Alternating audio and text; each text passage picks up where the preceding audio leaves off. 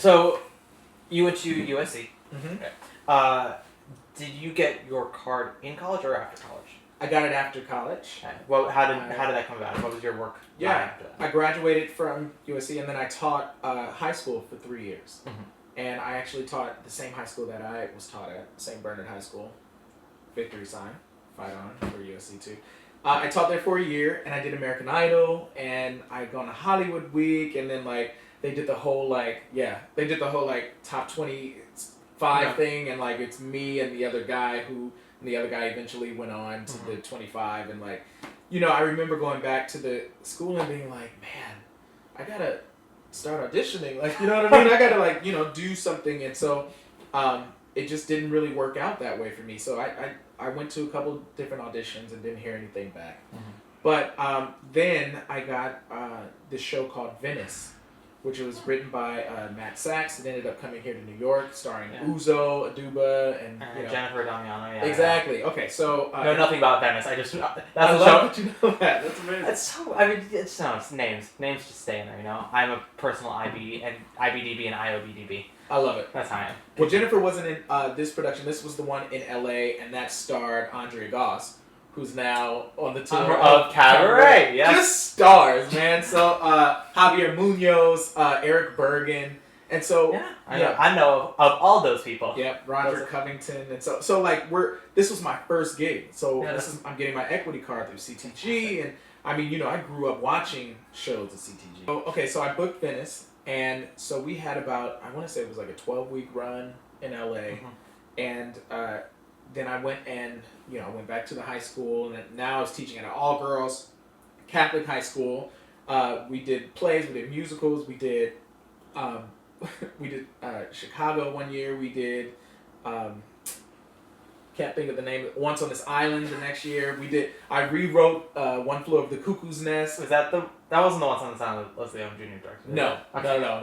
So but that's a great, I'll tell you about that in a second. Okay, I rewrote One Flew Over the Cuckoo's Nest with Sammy French's permission.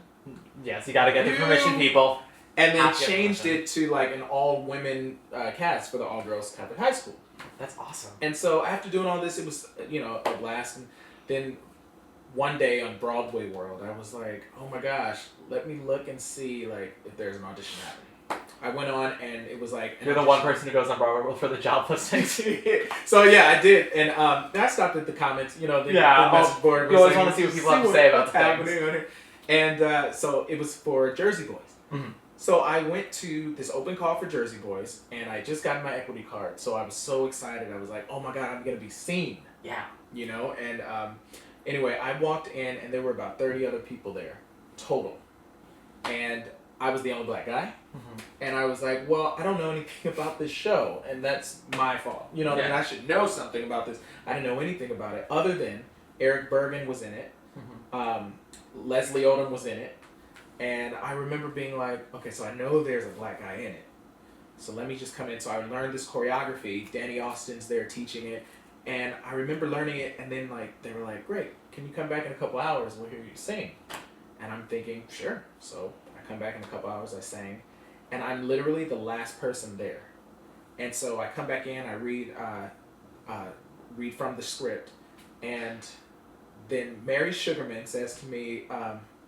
it was Mary Sugarman, Wes Hyler, I think Richard Hester was there, and Ron Melrose, and Danny Austin.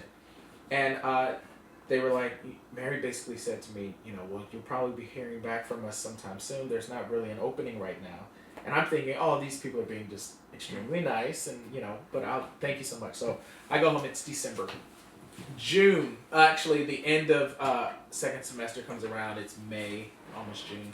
And we do Once on This Island, and literally the last performance of Once on This Island with my high school girls, I get a phone call, and it's a 212 number. And I answer it. It's Mary Sugarman. And she says, hey, Donald, how are you? I said, oh, I'm doing great. How are you? She was like, oh, I'm doing great. Can you get here tomorrow? And I'm in LA. I'm in Los Angeles. Yeah. And I was like, yes, absolutely. Great. Okay, we have an opening. We just would like for you to come out and audition for this. We don't know if it's the tour or Broadway. And So I said, okay, great. So I got on the plane that night. My stuff in my teacher's box was still in my teacher's box. I got on the plane that night, got to New York the next day. I auditioned that morning at 10 a.m. At 6 p.m., I had the job. Then the next day, I flew out to Appleton, Wisconsin, and started the Jersey Boys tour. And I was on that tour for a year and a half. My stuff was still in my teacher's box, like, and then, yeah, I know. Why do we even bother? God, you're the one person who gets the 212 number, and it's not Dwayne Reed. It's Broadway. You, Donald Weber Jr. Dwayne, stop calling. Stop calling Matt. Stop calling me. Yeah. I don't want to renew my prescription. Jesus. Okay. Yeah. Well, great story. Cool story, Hansel. We've all hit some speed bumps along the way. And a lot of our viewers are people who are trying to, get into this business. Do you have any advice from, your experience so far in the business? Yeah. I would just say oh God, I did not think this was going to happen. There is a story for a whirl inside a loop. Oh God, it's so easy. No, there was a story I literally just heard like last week, and it's about a lobster and how a lobster grows into its shell. Okay. Have you heard this? I know if someone is your lobster. Okay, so it was like floating. It was floating on Facebook on like my homepage, and I want to say it was a rabbi who talked about it, and he was like, "So do you know how a lobster grows? Like no one knows how a lobster grows into its shell, kind of thing." And it's like what happens is the lobster deep down in the ocean, in the sea, it goes under a rock, and then it gets into this shell, and then as it travels, that shell becomes too small because the lobster is still growing. Uh-huh. So the lobster goes and he hides under a rock for a second, and then he comes out of that shell. He sheds that shell, and then he gets into a bigger shell, and he keeps moving on and keeps moving on. And he was like, the crazy thing is, the reason the lobster gets out of that shell, the one that didn't fit anymore, is because it's in a place of uncomfort, right? And so like, when we're in a place where we feel like we're most uncomfortable, as opposed to just like staying in this shell and like, kind of like, well, I guess this is my life. This is how my life is supposed to be. Now let's shed that shell and create a new one, right? One of the coolest things anyone said to me when I was in LA and trying to audition and grinding and stuff, they were like, don't call New York, let New York call you. Mm-hmm. That literally happened, right? To a number. And I guess the last thing that I'll say is, just be persistent and don't give up. And, there are melodies birthed in the dark that even the sun can't inspire.